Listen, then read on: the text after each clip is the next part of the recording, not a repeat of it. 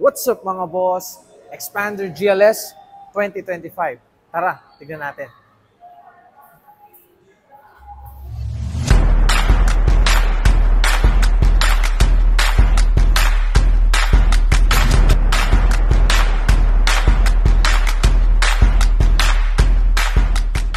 So mga boss, tignan na natin itong Expander GLS 2025. Pero bago yon, huwag nyo kalimutang mag-subscribe sa aking YouTube channel para update kayo sa mga video na aking i-upload.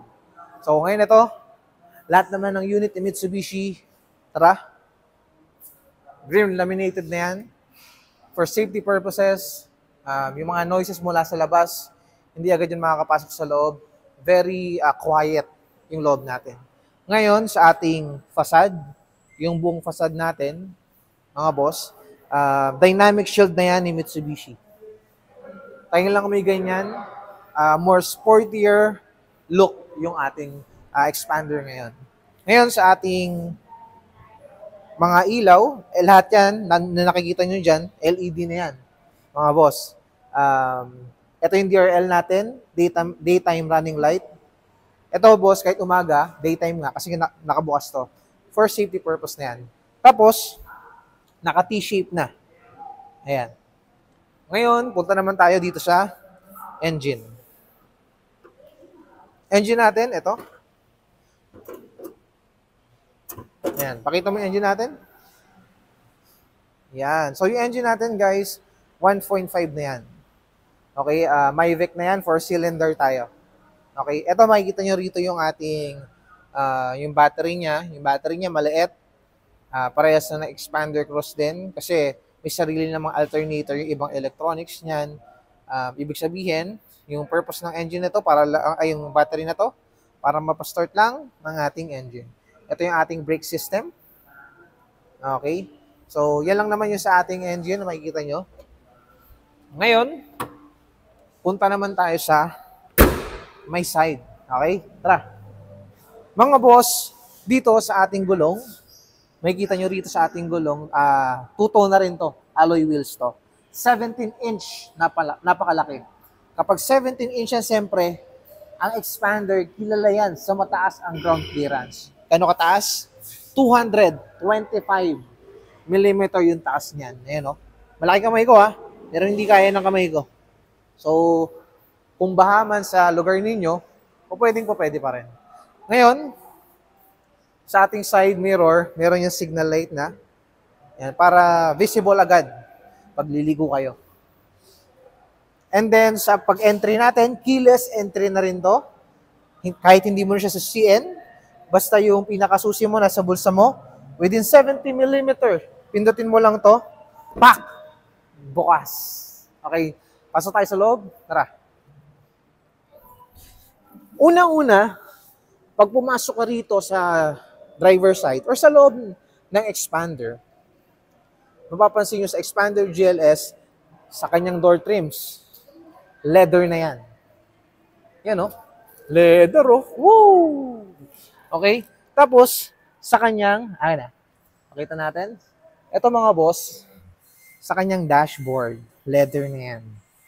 Ayan, oh. Oops. Ayan. Leather. Yung color ng leather niya pala, mga boss, may pagka brownish siya. Tapos merong silver accent dito. Very socialin. Tignan talaga yan. Okay. Tapos, kung makikita nyo naman, dito sa upuan pala, black fabric yung gamit natin. High quality naman, mga boss. Punta tayo dito sa steering wheel. Tignan natin. Ayan. Dito may adjustment dito, guys. Kasi, tilt and telescopic na yan. Na-adjust yan. Kung ano yung prefer nyo, kung saan kayo mas komportable. And then, sa upuan natin, na-adjust din to. Hop. Hop. Tapos, pwede ka sumandal. Tapos, pwede mo rin yung 6-way na-adjust. Ngayon, sa steering wheel niya, ito, yan. Yung steering wheel kasi niya, mga boss, meron na tayong cruise control dito. Tapos meron din tayo rito answer call, drop call, voice command. Yung voice command natin, dito lang tayo magsasalita sa ating dito sa pinaka-microphone natin. Basta maririnig naman yan sa buong cabin. Meter cluster natin, hindi lang tayo mabuksan kasi wala sa ating ngayong susi. Ngayon, ang 2025 model, ano ba yung pinagkaiba niya sa 2024? Ito, yung kanyang SDA. Okay, yung kanyang infotainment. Mapapansin niyo, malaki na siya. Ayun, no? Ang laki ng kamay ko, pero mas malaki pa rin siya. Kasi ito, 9-inch na to. Before kasi, mga boss, 7-inch yung 2024. Ngayon, 2025, 9-inch na siya. Mas advanced na to. Okay, tsaka user-friendly naman to. Kaya no problem naman. Sa ating transmission, ayun yung ating transmission. Etong button na to, sa ating transmission, yun yung tinatawag na overdrive button. So, if ever na kailangan yun extra force or extra power, pag uphill kayo, pwede nyo itong gamitin. Tapos kung mapapansin niyo sa transmission natin, mga boss, wala na siya nung ano natin, yung pinaka-modern, yung luma nating handbrake. Wala na. Kasi ito na yun, yung ating electronic parking brake. So, ang purpose din kasi nito, for foot fatigue, malesen yun. Ganun, ito rin yung brake auto hold.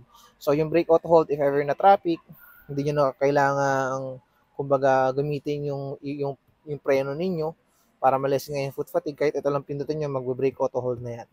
Okay, para less foot fatigue nga. Tapos, meron din tayo extra itong cup holder. May armrest dito, mga boss. Ayan, no? Tapos, leather din siya. Kaya, yung sa passenger side natin, itong passenger side natin, ayan, very comfortable niya. Nakapatong lang dyan. Holding hands kayo ng jowa mo. If meron lang. Hindi. Yun lang, mga boss. Tapos, ano pa ba makikita natin? Push start na rin pala to. Ayan, no? Start. Stop. Okay, ano pa ba titingnan natin dito? So, actually, sa kanyang driver side yun lang naman. Ngayon, tingnan natin itong second row. Mga boss, yung second row natin, mapapansin nyo ito. Expander, kilala yan as, tingnan mo, ang lawak ng entry. Di ba? Kahit si Big Show kasama dito, pasok yan. Hindi lang, joke lang yun. Okay, Andre the Giant, alam mo dito? Hindi. Yung mga boss yun nga, malaki dito, ang ating entry. Tapos sabihin natin yung height ko kasi matangkad ako sa 5'9". Kunwari, nasa 5'9 ako Pari lang, walang basta ganun trip. Okay. Pasok tayo. Ayun, no? Ito. Baka sabihin mo sobrang sikip. Na-adjust yan. Ayun. Makita natin na-adjust. Ito pa yung legroom natin. So, very spacious pa rin siya. Black fabric pa rin yung ating upuan. Meron pa rin tayong leather. Touch of leather sa ating door trims. Okay? Ngayon, dito naman, pakita ko sa inyo sa ating second row kasi if ever na malobat kayo, may charging port naman dyan. Ayan. Tapos, eto, armrest yan, guys. Yung armrest na yan, meron yan cup holder pa rin sa likod. Okay. Kung dalawa lang kayo, pwede rin naman. Aircon natin, yan, manual. Yung aircon naman natin, guys, huwag kayong mag-alala. Ano siya, malamig din pala. Aabot yan hanggang sa third row natin. Okay? Yung third row natin, para ma-adjust yan, ito lang yan, no? Dito nyo lang yan, angat na yan, para kayo makapasok. Tapos, actually mga boss, sobrang comfortable talaga umupo sa expander. Hindi naman sa bias ako kasi agent ako ni Mitsubishi, pero every time kasi, na sumasakay ako sa expander, very comfortable siya. Kasi malaki rin. Spacious nga Doon tayo kilala.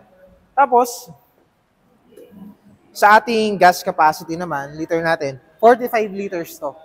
Okay? So, nasa 22 kilometer per liter. Okay? Ating namang capacity, nasa 45 liters siya. Mitsubishi, kilala to as matipid to sa gas talaga. So ngayon, dito naman tayo sa rear. Pakita mo yung buong rear natin dyan. sa ating mga boss. Yan. So, yung rear natin, mga boss, tara, lapit tayo dito. Etong mga ilaw dyan, LED na yan. Lapit tayo.